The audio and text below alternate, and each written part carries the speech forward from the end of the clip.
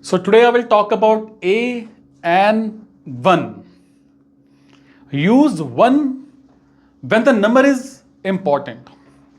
When you want to emphasize that it is only one and not two or three or more, one of these eggs is rotten but the others are okay.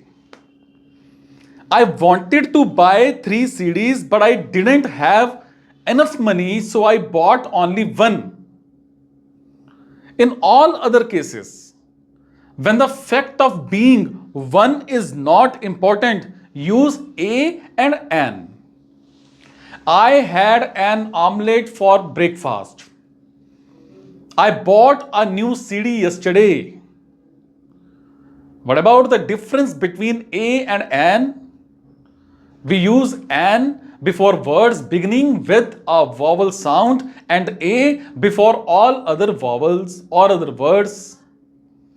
An apple, a banana, an ice cream cone, a piece of cake, an egg, a carrot, an omelette, a stick, an umbrella, a uniform, because uniform is pronounced uniform.